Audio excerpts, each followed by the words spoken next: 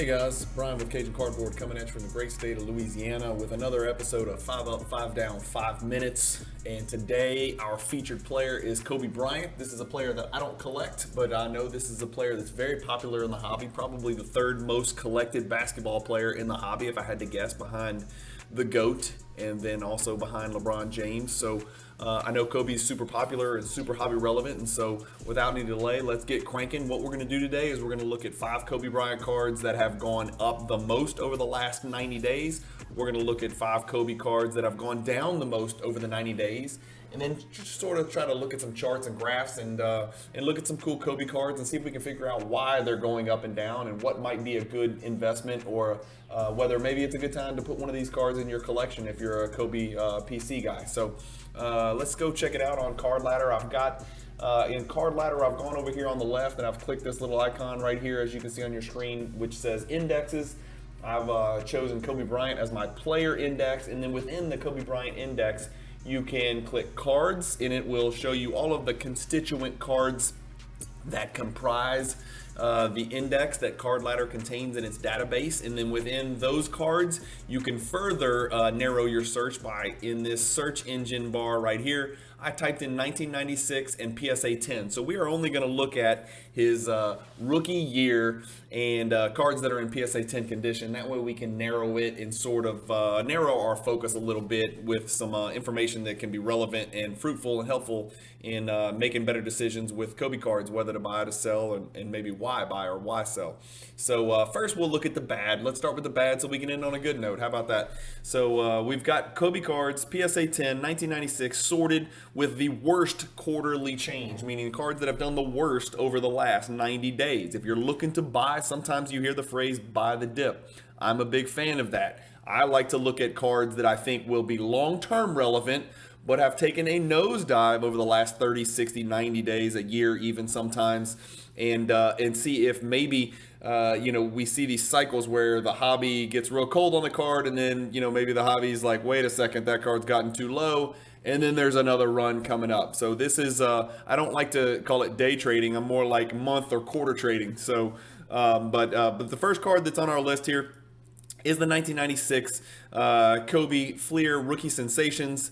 This card in PSA 10 on your screen is a pop 40, so not a high pop card, relatively low pop card from a well-recognized Fleer brand. Not the highest quality of card, but it is Kobe Bryant, and therefore it's going to be a 4-figure card. But if we've got over here on the right, you can see this graph pulled up. This is over the last 2 years, there's been 8 sales. The card started at about 4,000 in September of 2020, got all the way up to 6,500, and then all hell broke loose, and it's come all the way down to 1,560. So this is card number 1 on our list. Just kind of taking a look at some of the Kobe cards that have gone down the most over the last quarter. It's down 50% over the last quarter. It's down 61% over the last 2 years. So there's a card to keep an eye on. We've seen what the peak of this card might be, 6,500. I'm not one of those people who necessarily thinks we will get back to those numbers on certain cards. I don't know. Let me know in the comments what you think, but I think that first, second quarter 2021 might have been some freakish anomaly where everything on earth was the perfect storm. Post-COVID, second big run up for cards, tons of disposable income. The economy was great.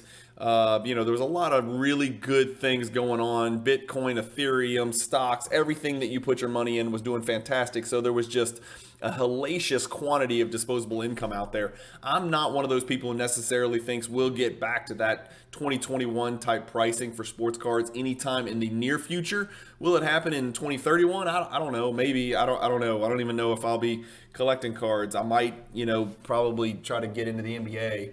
And maybe try to get a 2-way contract with my Milwaukee Bucks and lead them to their 10th title in a row. But so that's card number 1, the Kobe 96 Fleer Rookie Sensations. Number 2 is the 96 Ultra, another not so high-end card, but a recognizable brand, the Ultra. I really like this card.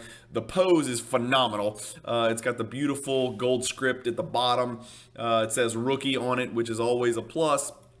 And this card, as you can see, over the last 2 years has gone down 22%, but it's gone down a whopping 40% over the last quarter. And that's probably because nowadays people think 340 is too high a pop. But if you go back to our crazy time, right, in February of 2021, we see this card got to a crazy $5,700.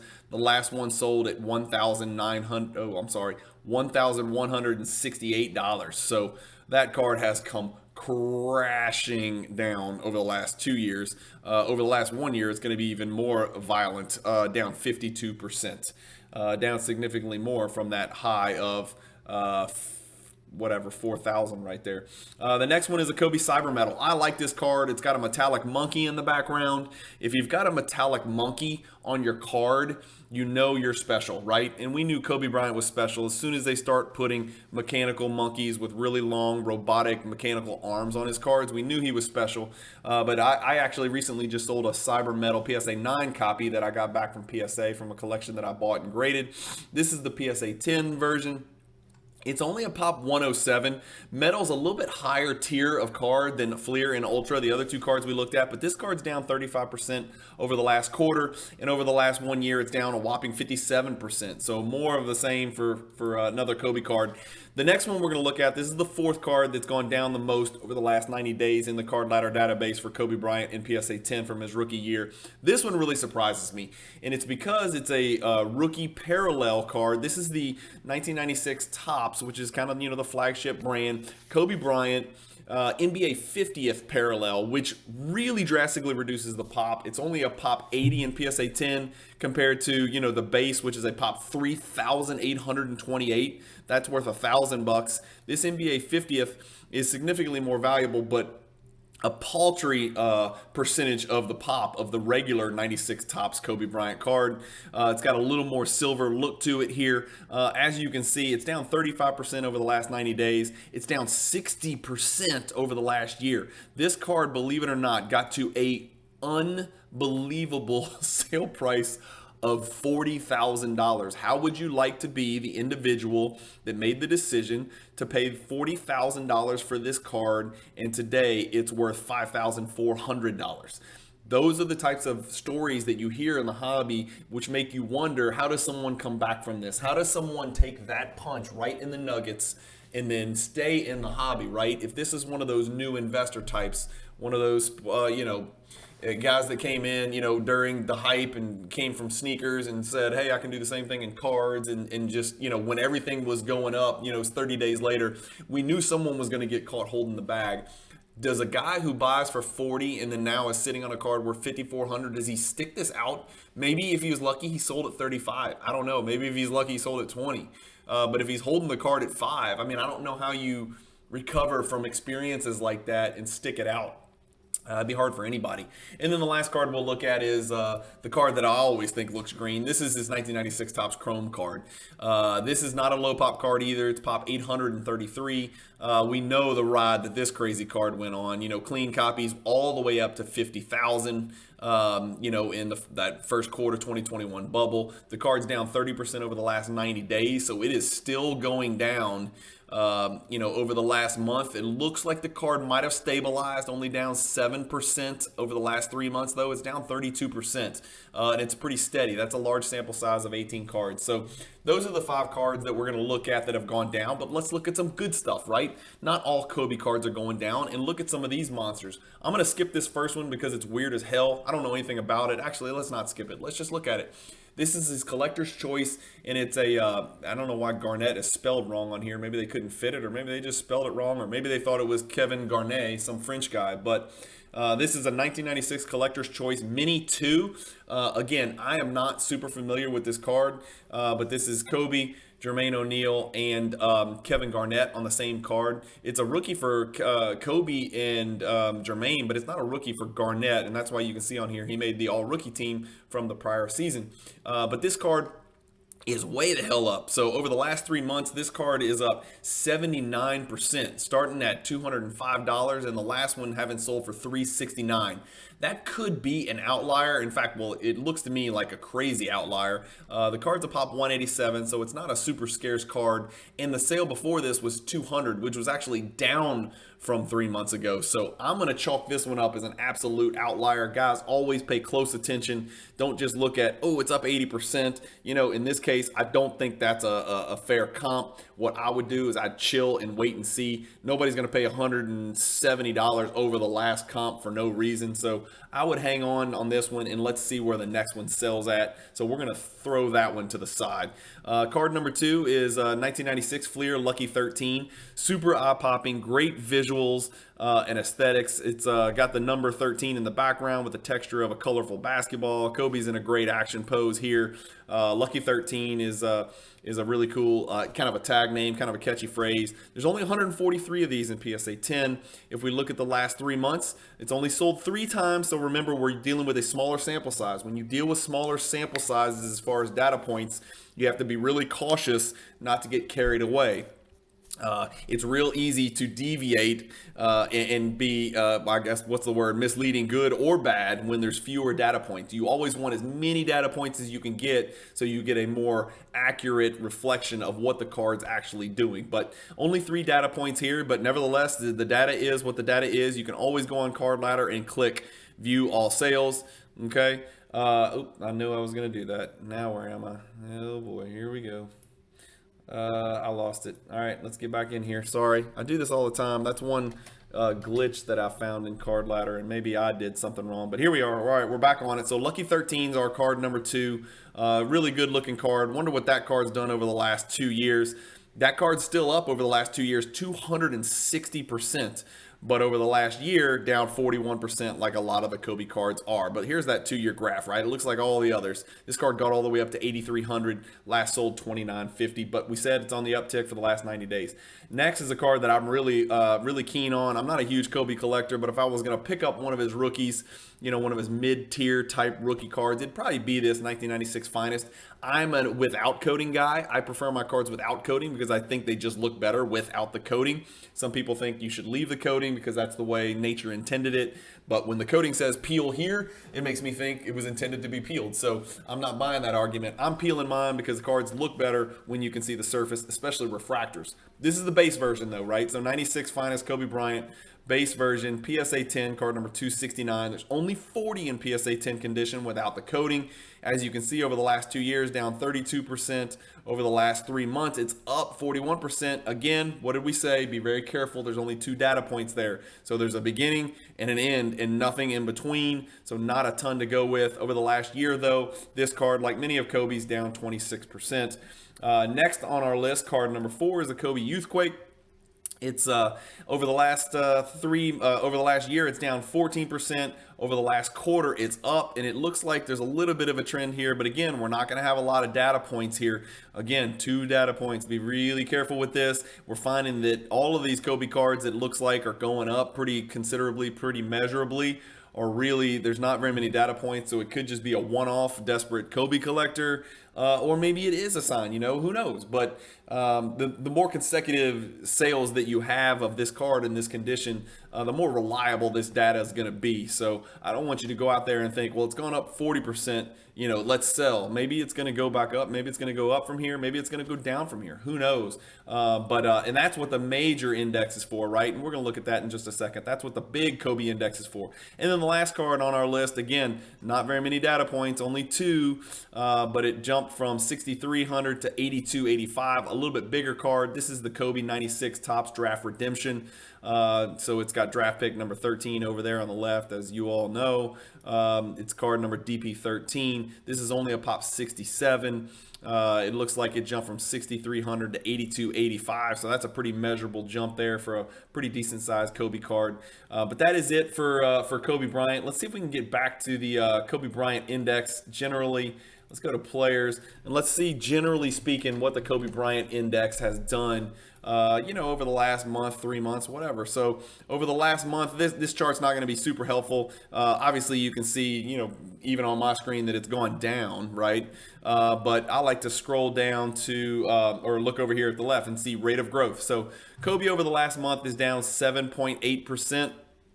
Let's back it out to 3 months, down 17%. Again, we're talking about 993 card sample size, not specific cards, but Topps Chrome 8, 9, 10 is 3 cards, right? So there's data points, right? Data sources of data. 993 different sources of Kobe Bryant data comprising this index, down 17% over the last 3 months. Over the last 6 months, those same 993 cards down 26%. Over the last year, those same cards down 22%. Over the last 2 years, this will be interesting, up 142%. So like all the other indexes that we look at for players, almost all, not all, but almost all, this trend is indicative of what we've seen as the hobby overall, right? There was the giant run up, which I'm going to tell you, I knew it is going to be right at the end of the first quarter of 2021. And then that's when things start to kind of come back and settle in here. But that is the Kobe Bryant index. Another cool thing you can do with Cardladder is that you can go to this compare feature right here, and you can compare indexes of different players. So let's compare the Kobe Bryant index. Let's compare the LeBron James index, and let's compare the Michael Jordan index. And so the 3 most collectible players in the hobby, I think we can all agree. Again, these graphs aren't going to look super great, but let's go back to 2 years and let's sort these by percentage change the most. LeBron cards over the last 2 years have gone up the most, which is fantastic to hear, because some LeBron James collectors, myself included, need some good news because his cards have been, as we can see here, I'm going to go show you the last 6 months, getting murdered. There they are, down 30% over the last 6 months. But again, over the last 2 years, LeBron has outperformed Jordan, has outperformed Kobe, at least as it pertains to these constituent cards in their index. 993 for Kobe, 1,600 for Jordan, and then 1,000 for LeBron James. So LeBron up 248% over the last 2 years, Jordan up 154%, and Kobe right there behind Jordan up 148%. If we narrow this down to the last year, Jordan's about balanced, right? He's about on par, and that's what everybody keeps talking about is as we've seen this hobby and this market correct, Michael Jordan's sort of withstood that correction. His cards have been a little bit more predictable, a little bit more stable, many of which setting records. Again, just depends on what niche of the Jordan market you're collecting. Are you collecting autographs? Are you collecting base cards? Are you collecting PSA 8? Are you collecting PSA 10? Are you collecting refractors? Are you collecting just 86 Fleer, Star, rookie cards? There's a million different directions. If you missed it, I did a great video on 23 different ways that you can collect Michael Jordan cards in our hobby. Go check that out if you missed it. But again, this index is going to have little bits and pieces of all of those different niches within the Michael Jordan card market. He seemed to have withstood this market reset that we're experiencing right now, where we're still probably looking for the bottom. Maybe it's just before, maybe it's just after the National, maybe it's nowhere in sight. Who knows, right? I'm not a macroeconomist and I don't have a crystal ball. LeBron down 13%, and then Kobe down a whopping 22% over the last year. What about the last 6 months? Similar story. Jordan down 16% over just the last 6 months. That's wild. Over the last 3 months, 15, 15, and 17. So Jordan not doing so well. LeBron and Kobe right in the same boat. Over the last month, it's going to be a little bit different sample size. You can always look at how many sales of that particular player have taken place with cards that are in this index over the last month. So in the last 30 days, there's been 93 Jordan sales, 45 LeBron sales, and 68 Kobe sales over the last month, and they're down, right? So the percentage decrease is going down a little bit as we kind of tighten our search here. What about over the last 2 weeks? we've almost seen a stabilization. Okay, so over the last 68, 45, and 93, well, that's the last 24 hours, sorry. But over the last 2 weeks, we've seen a little bit of a stabilization of the drop, and as you can see, those lines look pretty flat. But anyway, I don't know what there is to conclude here. Really, I just wanted to kind of give you guys a glimpse at 10 Kobe cards and take a little bit closer look at the Kobe index. Again, it means absolutely nothing to me. The only Kobe cards that I have are the ones that feature Michael Jordan on the front, and then one 2012 base Prism Kobe. Actually, I think I did buy one more Kobe as an investment, but I don't have a lot of Kobe cards. I'm not a Kobe collector. In this hobby, we all just have to kind of pick and choose, and I've chosen to focus on Jordan, LeBron, Doncic, Giannis, and Shaq as my primary player PCs, and then I'll do a little bit of ultra modern investing as well, as you know if you've watched my channel. So hopefully you guys like these 5 up, 5 down, 5-minute videos. It ended up being 20 minutes, so maybe I need to change the title. I don't know. But just wanted to show some love for you Kobe collectors out there. There's some people out there with incredible Kobe collections. Again, by no means are these the best or the worst or the cards you should collect or what you should or shouldn't do. I just wanted to take a look at the indexes and try to make some sense out of it. And what I kind of gleaned from this video is that the cards that feature Kobe that look like they've gone up over the last 90 days are cards with a very low sample size, which means it might just be a one-off or an anomaly or an aberration. So I wouldn't put too much stock into those cards thinking those cards really have gone up. If you own one of those cards, by all means, and you're looking to get out of it, it might be a good time to take advantage of those that are a little less savvy. I shouldn't say take advantage, but strike while the opportunity is right, and maybe use one of those recent higher comps to try to move your card at a similar comp. But other than that, I think we're still waiting for the bottom. I'm, during this time period, making some very unusual plays and buying some very outside the box cards that I see that have dropped precipitously over the last 90 days. And then, of course, I'm always just buying Jordans because that is the primary focus of my collection. All paths lead to Jordan for me. Anyway, let me know what you guys think in the comments below about Kobe cards and about cards in general and where this thing's going. Will cards be, generally speaking, worth more or less by the time we get to the National in a couple of weeks? Are we approaching the bottom? Have we already hit the bottom? Maybe I'm missing something here. I don't think we have yet. I think it's somewhere in the relatively near future. But again, a lot of this depends on the world economy and the course of events that shape our lives and disposable incomes and things like that. Things that are way above and beyond my area of expertise or my ability to comprehend as a simple Cajun. Anyway, thank you guys for watching. Keep collecting. Stay positive in the hobby. I hope to see some of you guys at the National. Please stop me. I'll have my Cajun Cardboard t-shirt on. You can order one if you want one. Just DM me. But please stop me if you see me at the National, because I'd love to meet you and shake hands with you guys and tell you how much I appreciate you guys watching the channel. Hit the subscribe button if you haven't already. Hit the bell icon for notifications for more videos like this. Again, it's an amalgamation of collecting and investing, and so it's a little bit for everybody, but it is primarily basketball. So I'll warn you, if you're looking for baseball, football, soccer, golf, wrestling content, you're probably not going to find much of that here. Anyway, thank you guys for watching. Keep collecting. Stay positive in the hobby, and peace.